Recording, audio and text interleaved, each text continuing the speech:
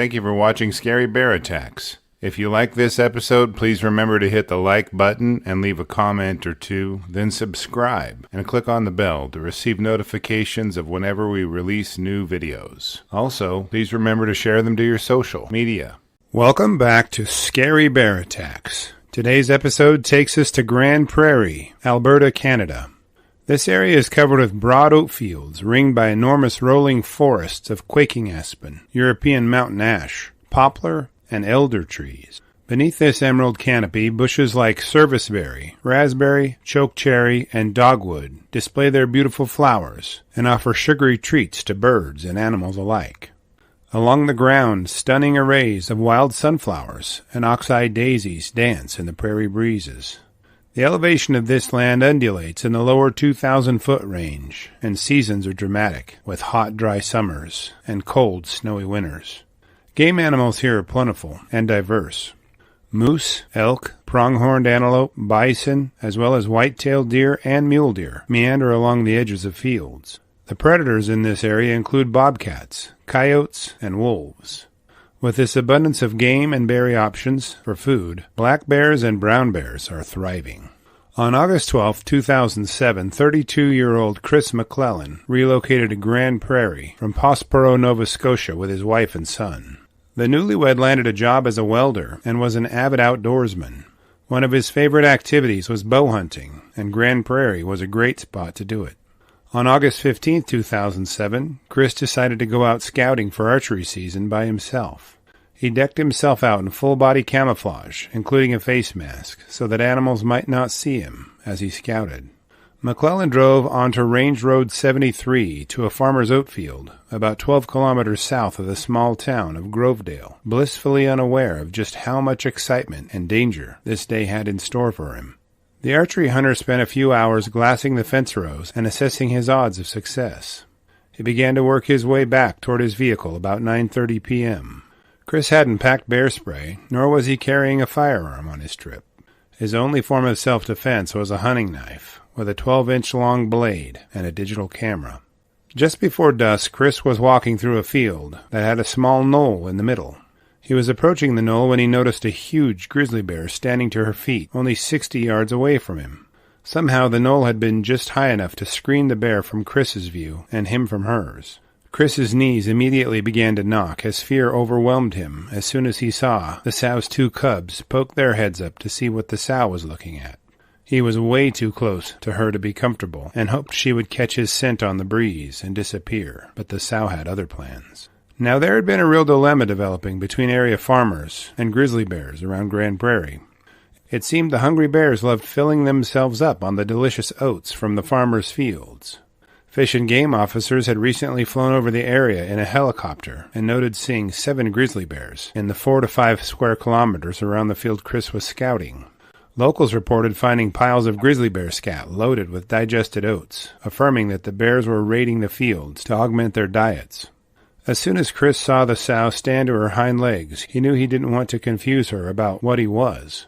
He immediately ripped his face mask off, so that she could see he was a human and not a deer or some other delicious animal.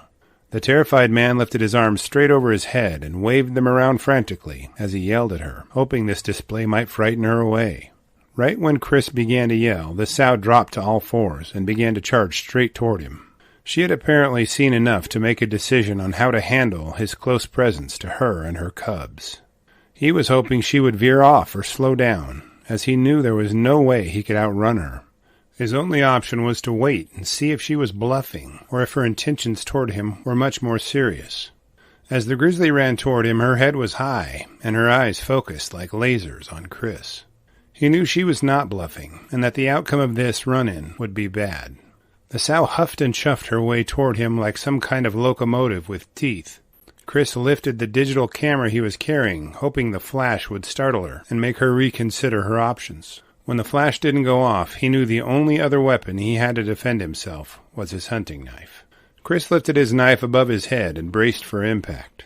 The sow slammed into his gut at full speed, sending him flying backward and his arms flailing to maintain his balance. As his arms reached out, the sow clamped her jaws onto his right forearm, just between his wrist and his elbow. Her momentum drove the bear right through Chris and wrapped him around her neck and shoulders with the impact.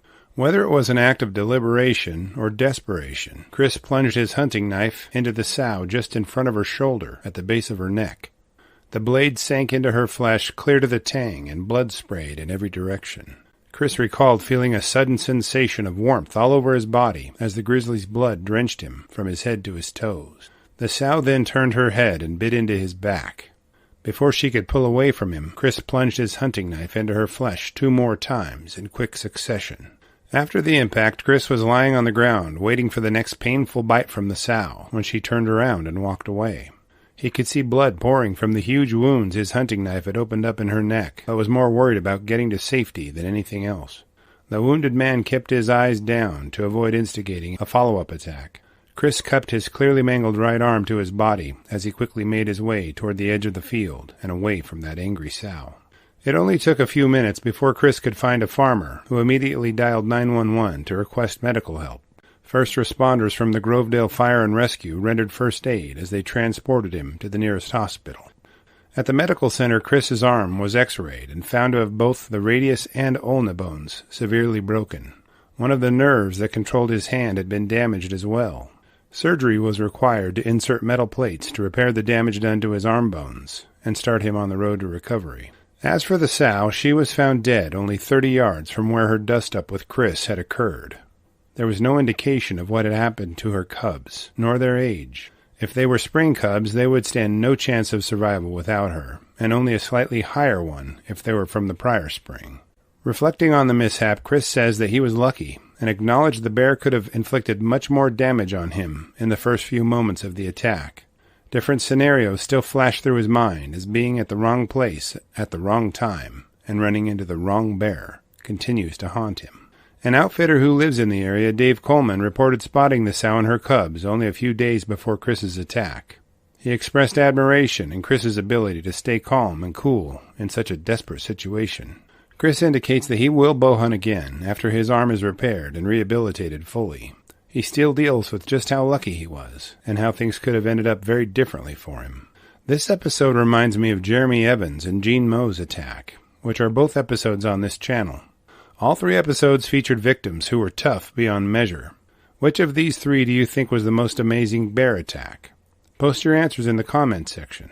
After reviewing the details of this attack, I'm left with a few questions for you.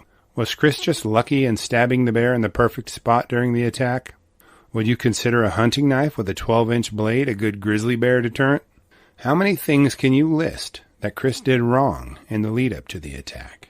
I'll be glad to read and reply to your thoughts, so please post them in the comments section below, and let's talk about it.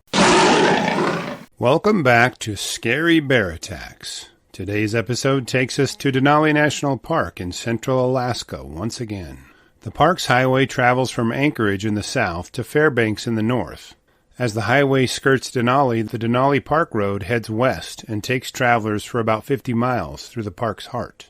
This road twists and turns along rivers and climbs to ridgetops featuring unsurpassed views of pristine territory.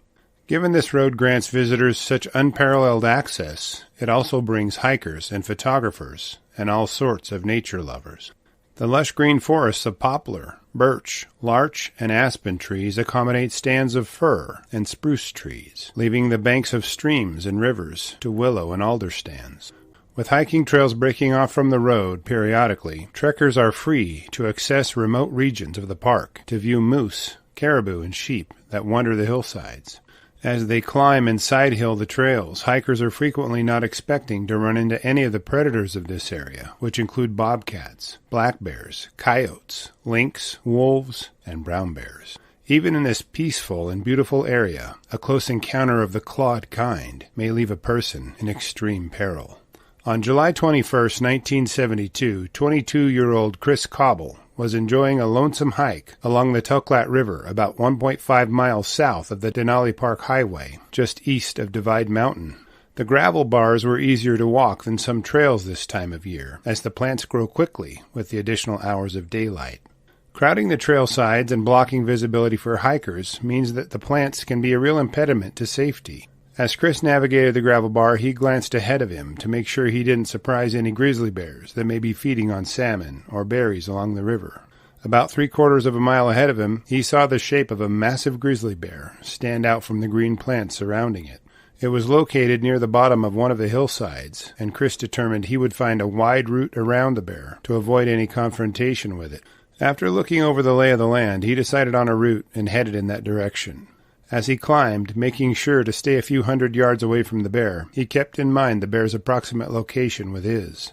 He'd hoped that he could find a spot uphill from the bears and watch it for a while, just to see what it was up to. As curiosity frequently does, it got the best of Chris.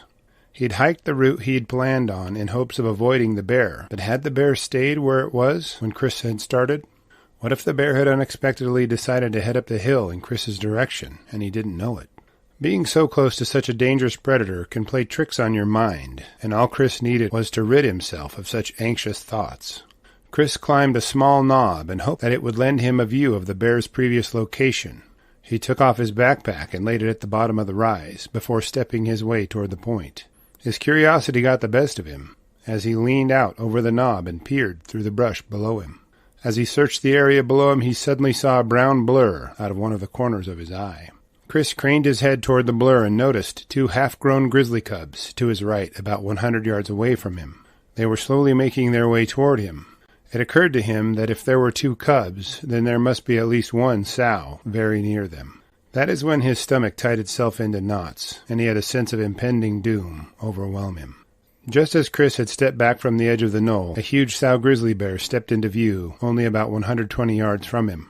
She was down the hill from the cubs a short distance, and seemed very concerned about how far from her they'd traveled. Chris tried to slink away before catching her eye, but grizzlies who don't pay attention don't survive. Chris was filled with terror as he watched the sow's head snap in his direction. Her intense gaze let him know that she was aware of his presence, and her actions let him know she was not happy about it. After only a few seconds of staring at him, the sow planted her back feet in the soil and took the first of only a few bounds toward him. Chris immediately began backing up and yelling at the sow. His only hope was that she was bluffing and only trying to frighten him away from her cubs. He quickly made his way down the slope a few yards, trying to escape from her line of sight. The sow covered the 120 yards between them in what may have only been 4 or 5 seconds. As soon as she got near Chris, she began swatting him with her massive paws and raking him with her claws. Near a large willow bush, the sow pushed Chris onto his back. Her claws had already torn gashes into his right leg, and her teeth tore a few more holes into it to boot.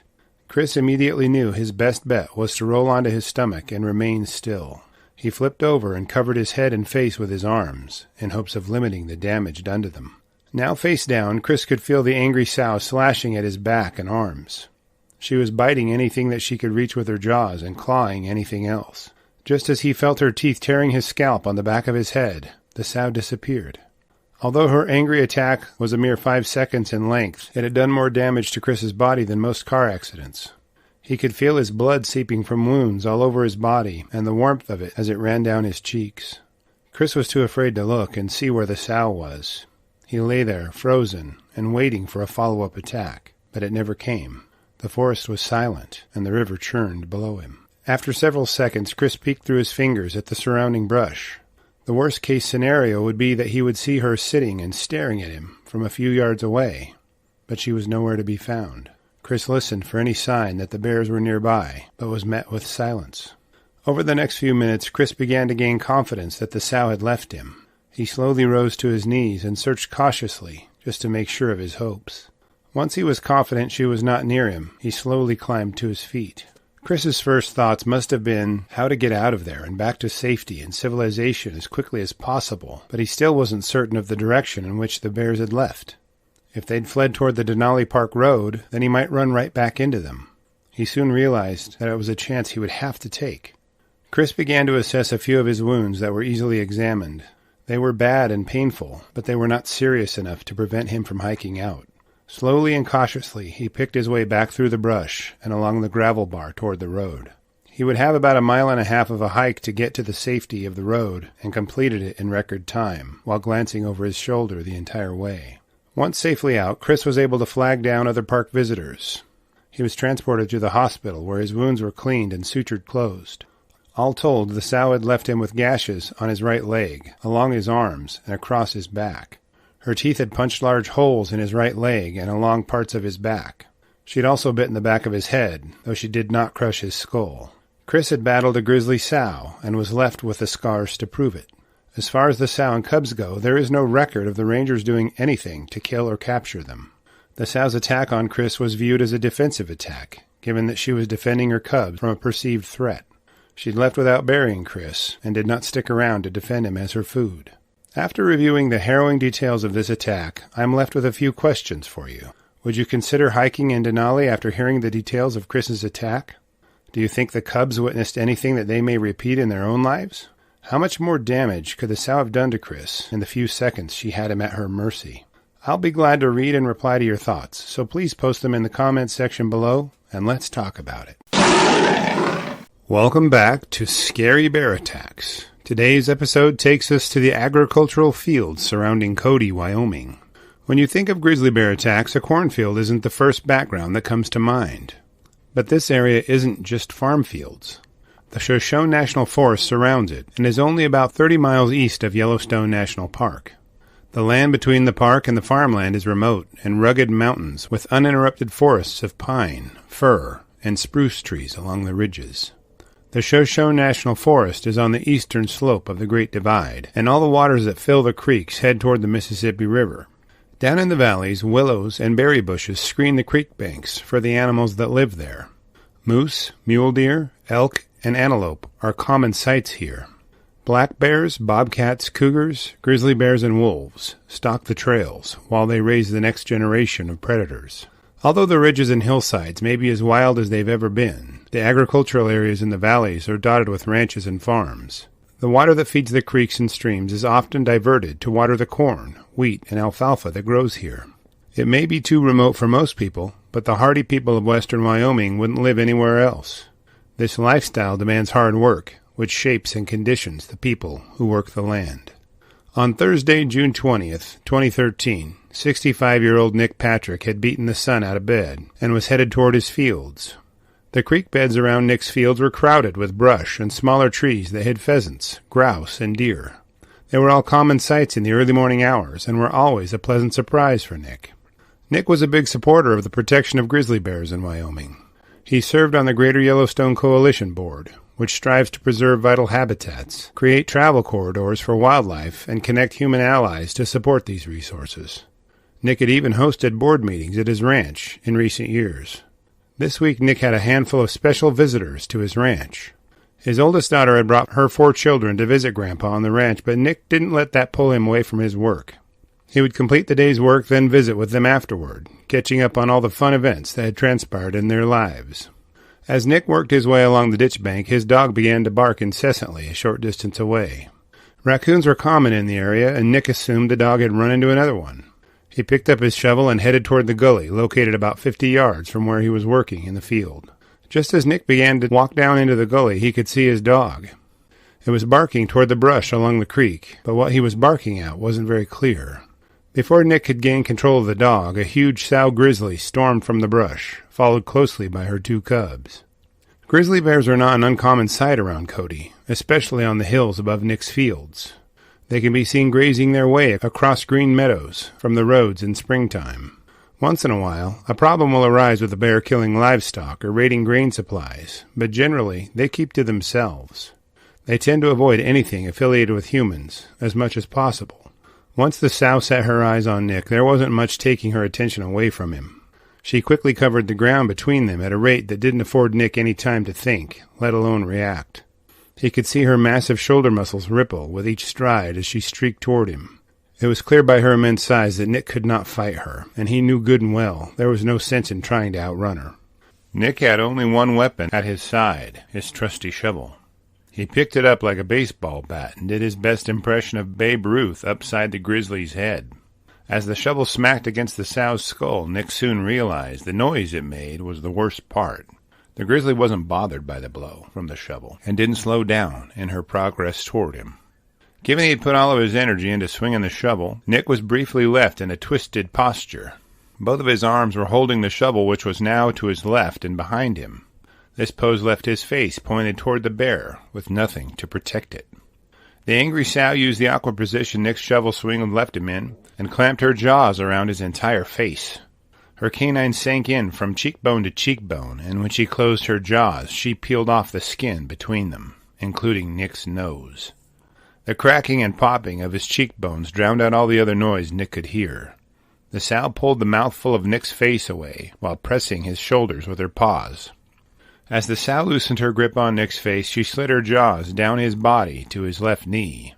Clamping her jaws onto it, she dragged him about 20 feet, puncturing and tearing flesh as she did so. Now missing most of the middle part of his face and fearing the sow was going to continue her attack, Nick flipped onto his stomach.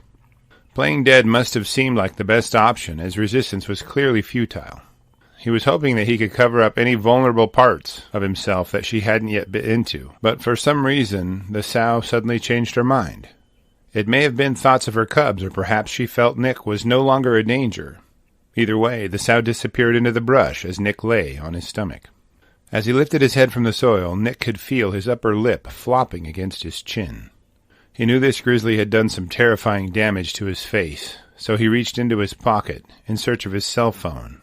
He pulled the phone out and quickly dialed 911, hoping to find a calming professional on the other end. Unfortunately for Nick, the gully he was in was without reception, and no one answered his call for help. Upon seeing him moving, the grizzly sow bounded back in Nick's direction. She must have figured he was dead when she left, and was a bit angered to see he wasn't. This time she bit onto the back of his head and chewed up his scalp real good. Like the unwilling participant in some kind of sadistic game, Nick jerked and screamed each time the sow bit into a different area than she had previously. The pressure from her jaws was the most overwhelming sensation. Nick had never felt such pain before in his life, and felt the bear's canines piercing his flesh and slamming against his bones, with crunches that resonated through his body. Her claws and teeth punched quick holes and gashes through Nick's vest and back before she dashed back into the brush. As soon as she left him, Nick peeked up the gully to see her gather her cubs and leave. He continued to watch the bears as they disappeared from sight, hoping that she would not return for a third round. Nick pulled himself together and began assessing his wounds, at least those that he could see. His most devastating injury was clearly out of his view, but he could feel the middle part of his face was missing.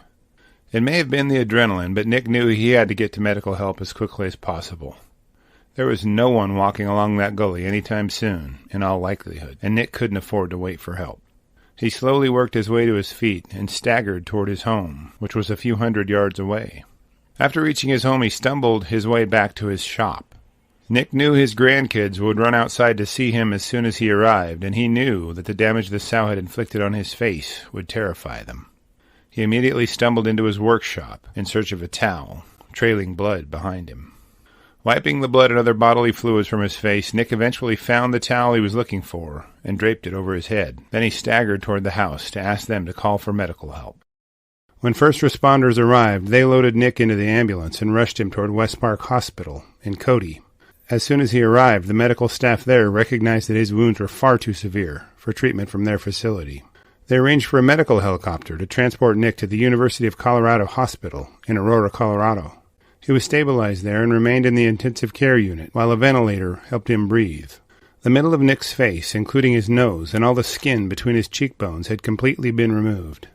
The risk of infection was immediately identified, given the injuries to his sinuses only a few inches from his brain. Wyoming Game and Fish officers began an investigation into the cause and circumstances of Nick's grizzly bear attack. They set out culvert traps along the gullies and fields in the area, hoping to catch the bears before any further incidents could occur. If they caught the sow, they could check her for a lip tattoo or an ear tag to gauge whether she had been a problem bear or if this was simply an isolated incident. They were not considering euthanizing the sow without knowing her background, if there was one at all. The wardens found the sow's tracks and followed them away from the agricultural areas in the valley. The bears had departed for more remote areas away from people. Given she would not likely encounter any more people in the location she had ended up at, they decided to stop tracking her, for now. Wardens decided the grizzly sow had reacted to a perceived threat to herself and her cubs. As severe as it was, the attack was deemed a defensive attack. Nick's dog ended up with a long gash down his back, but recovered from his run-in with the grizzly. Nick's efforts had likely saved his dog's life, but nearly cost him his own. As Nick slowly recovered in the ICU, his friends sent prayers and messages of support. They noted that being in good physical condition probably contributed to him surviving the severe mauling. After reviewing the facts surrounding this episode, I'm left with a few questions for you. Would the sow have left after the initial attack if he had played dead? Did the presence of the dog add an aggravating circumstance for the grizzly? Do you think this sow should be pursued and killed after such a brutal mauling? I will gladly read and respond to your thoughts, so please post them in the comments section below, and let's talk about it. Thank you for watching Scary Bear Attacks. If you've enjoyed this episode, please consider clicking on the like button and clicking on the bell icon. We'll help you know when we post our new episodes. Posting our video links to your social media profiles furthers awareness, and it's fun. We slashed our prices in our merch store, linked below, so check out the bargains there while you shop. As a member of our human community, remember to adventure bravely and be careful out there, especially in bear country.